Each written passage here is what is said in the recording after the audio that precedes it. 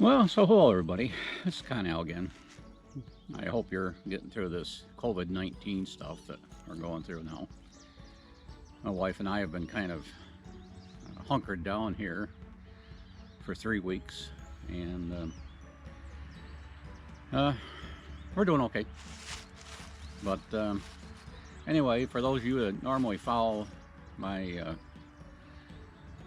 videos, very few of you, but I'm sorry to say, but anyway, normally I'm doing something about metal detecting. Well, it's only the 4th day of April right now. Although the ice is off the lakes and everything, the water is still quite cold. Probably lucky to be 40 if that warm. And even though I have wetsuits to get in the water with, it's just not worth going out there and getting a chill from it. So anyway, I'm gonna work on this little video today. I'm here in my little woodlot. We own 6 acres here, and I don't know if you can see the house behind me here or something. Maybe you can. But we had this thing built. Got the tripod set up here. Little uneven ground.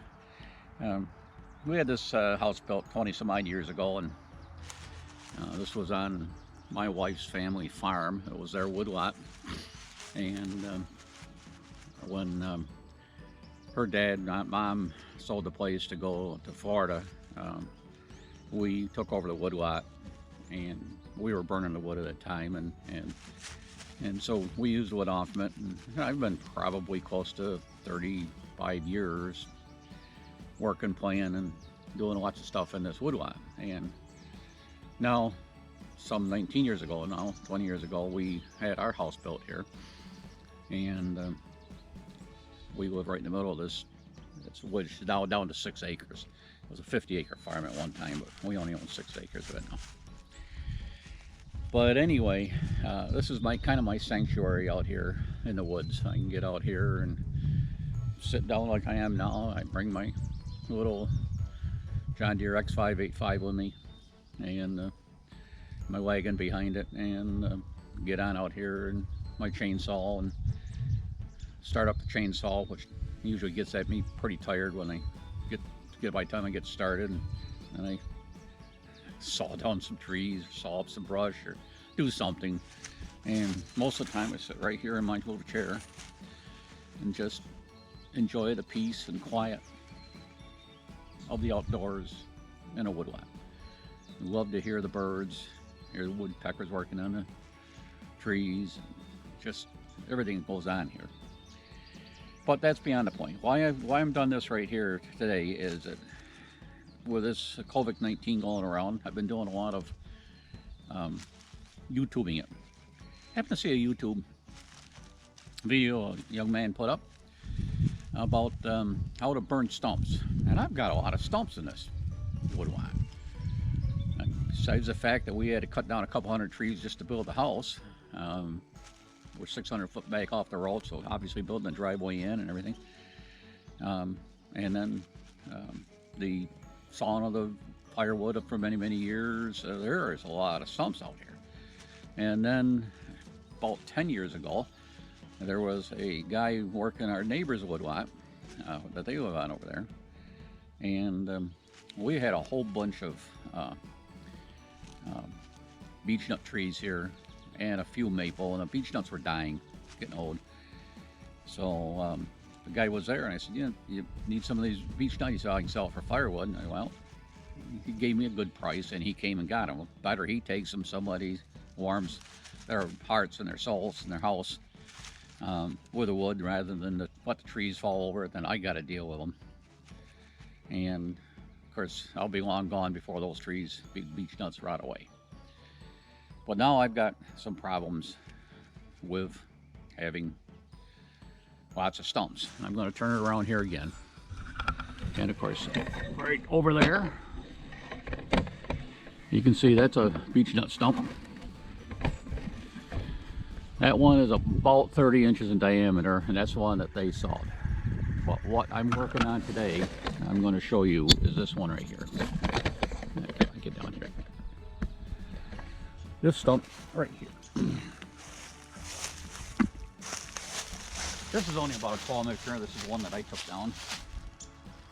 About 12 inches across. It's as hard as a rock.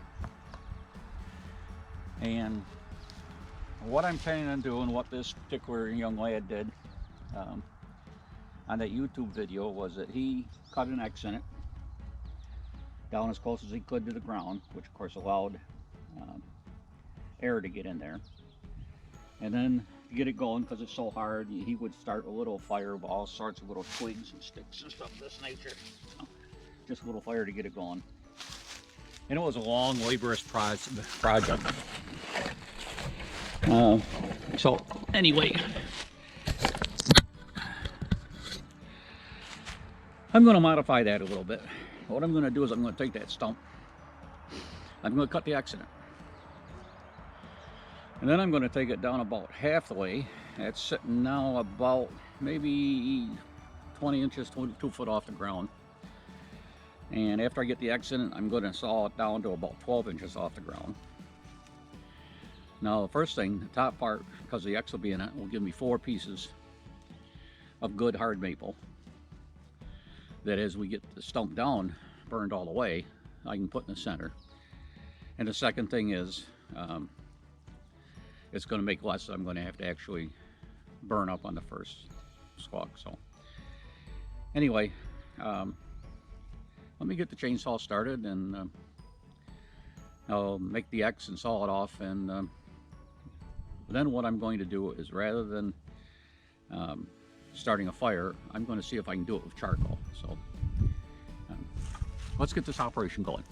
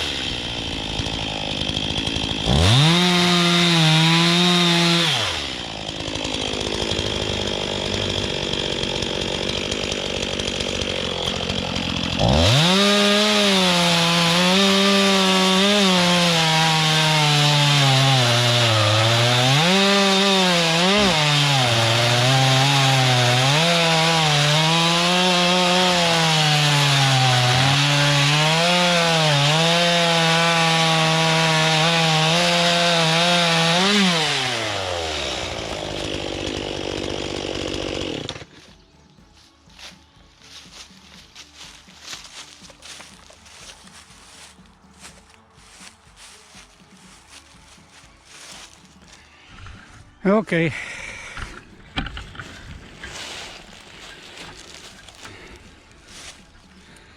There I have my X cut in there. I got her cut down, so now I'm going to try to get a fire going on this thing.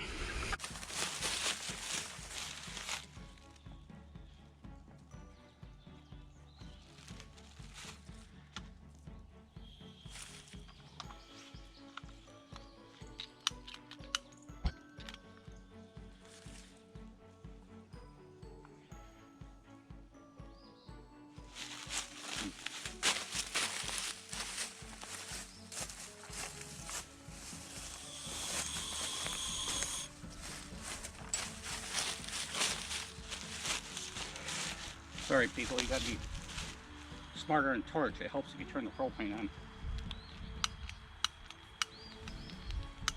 Come on.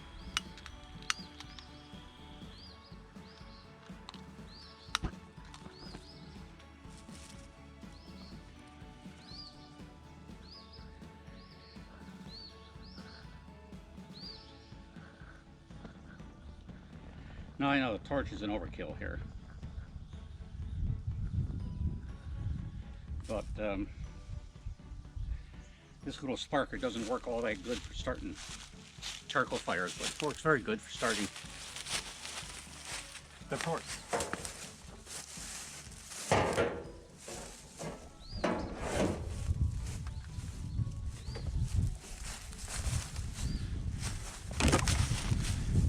So now,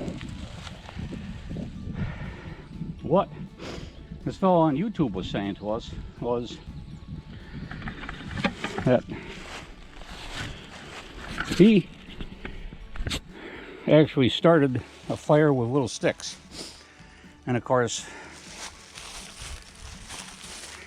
if you've done anything with fires, you know that there's three things you need to have a fire. You need fuel. We got fuel here.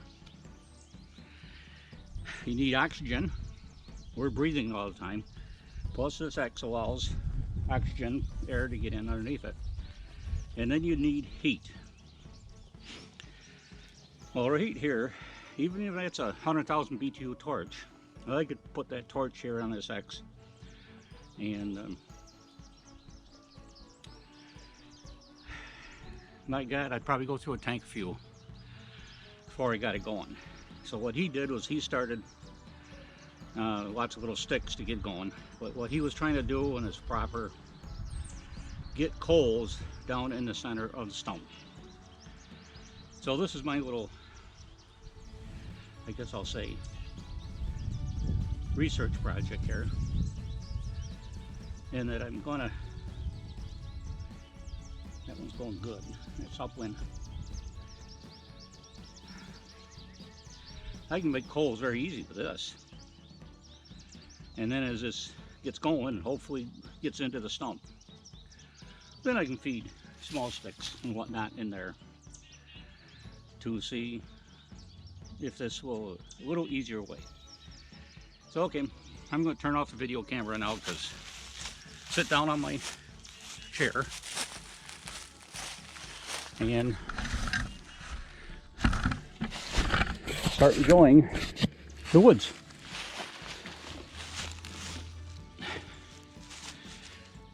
Because I'll bet you it'll be half an hour or so before that charcoal gets going pretty good. So you go get a cup of coffee. I'm going to turn the camera off and I'm going to sit here and enjoy my woods for a while. Get back to you a little while. I tell you that did not work.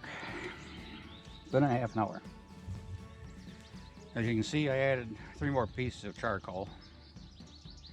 The one thing I forgot to tell you when I was telling you the 3 things you needed to have a fire, there's actually 2 or more other things you need. And that is one of the reasons why you put an X in here. You cannot start a fire with 1 stick of wood or 1 chunk of wood. You need at least 2, 3 or 4 would be better, so close together so they share each other's heat. And that's one of the reasons why the X is in there. But evidently this charcoal just does not make enough heat to get going from the top. It might if I let it sit there for 2 or 3 hours, but I'm going to try, what I'm going to try to do is see if I can plunge in here, dig out a little cavity, and then put the charcoal back in there.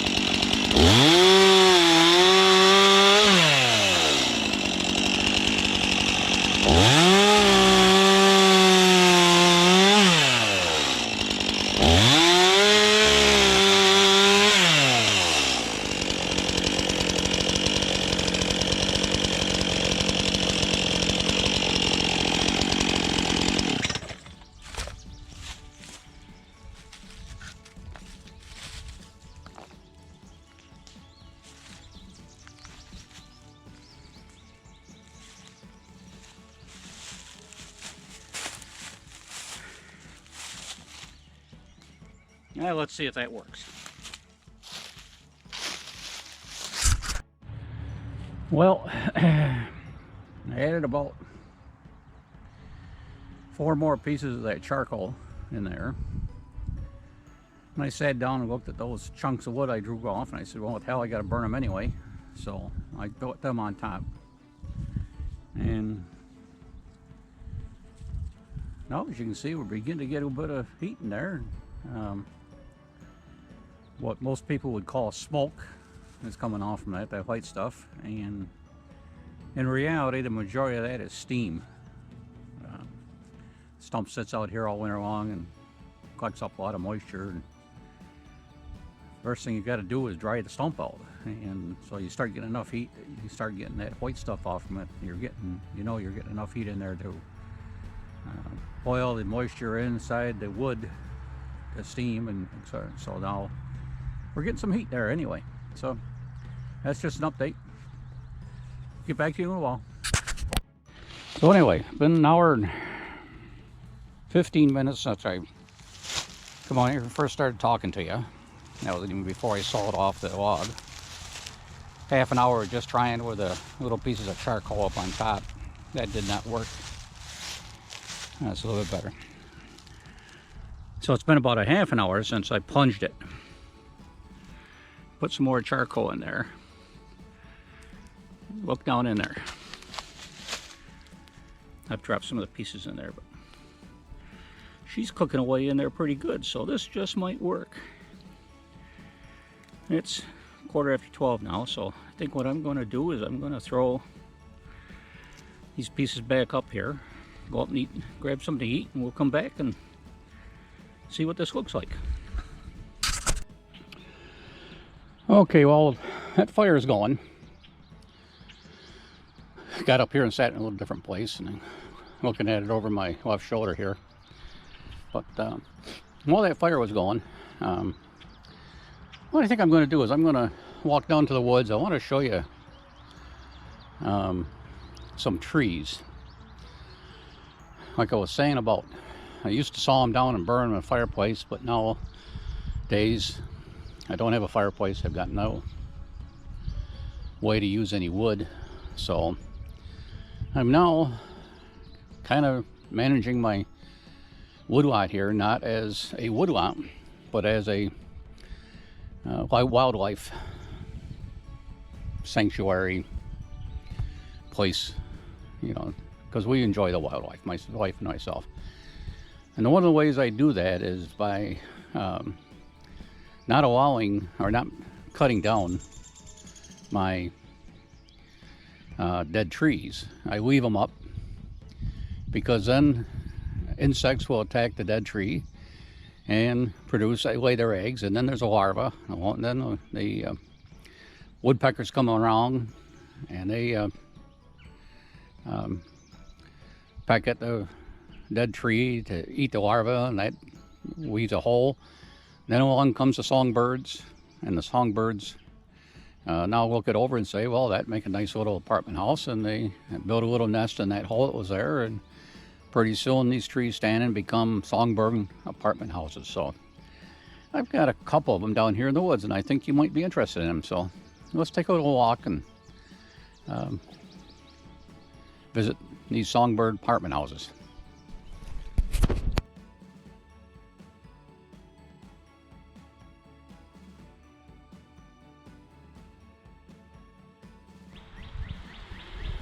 Okay, this is the first one I wanted to show you.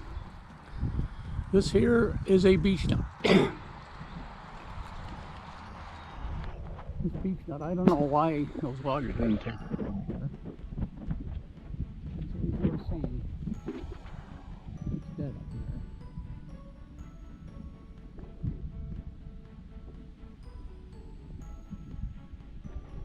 So this one here,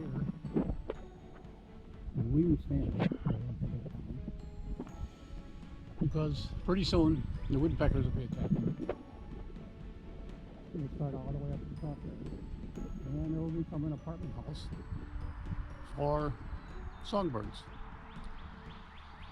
So essentially this is a apartment house under construction. So let's go on to the next one. Now here we have a hemlock. As you can see, the woodpeckers have been working on this already. All the branches have fallen off this tree. It's just fallen. There's lots and lots of woodpecker holes. Thereby, lots of little holes begin to start with songbirds. Are going to start moving into pretty soon. So this apartment house right here evidently is under, well, let's say under renovation.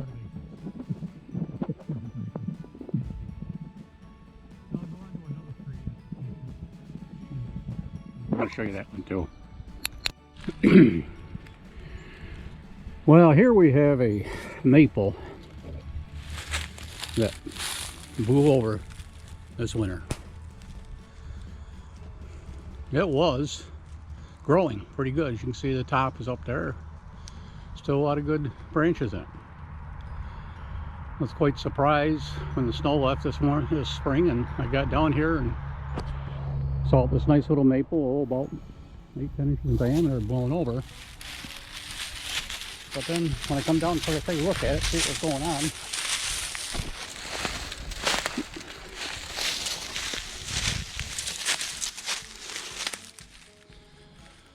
therein isn't a problem. There's where she blew over and broke off. This was a branch. It broke off quite a few years ago, obviously, and it was beginning to rot in the center.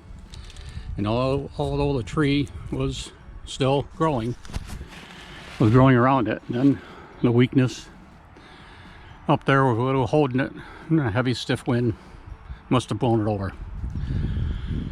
Now this particular case can't do much. I'm going to have to saw the tree up, use it.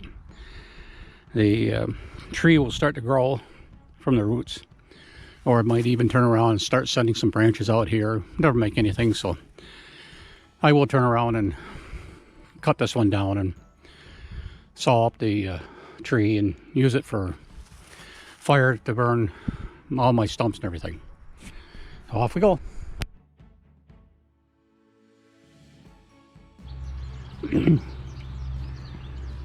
So here we are the following morning, and there's our stump. As you can see, fairly well burnt out.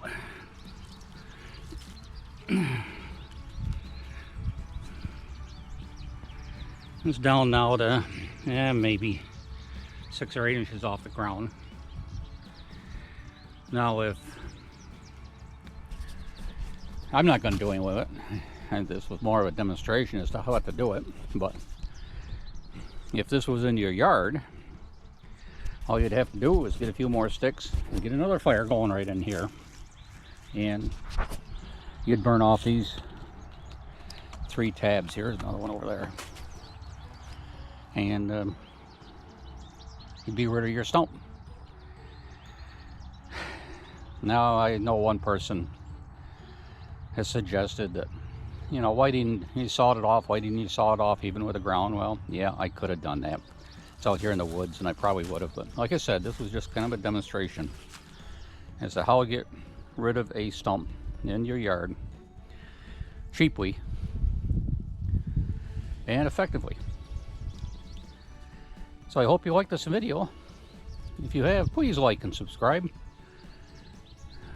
You know, not that I'm trying to go through Patreon or any of those and ask for donations and all that. I don't want any of that stuff, but I'd like to know at least some people out here are interested in what I do on my days when I don't have any to do anything. And seeing as I'm retired, that's every day. After all, I'm retired. I got nowhere to go, and I got all day to get there. So until the next time, hope you enjoyed this video. Bye now.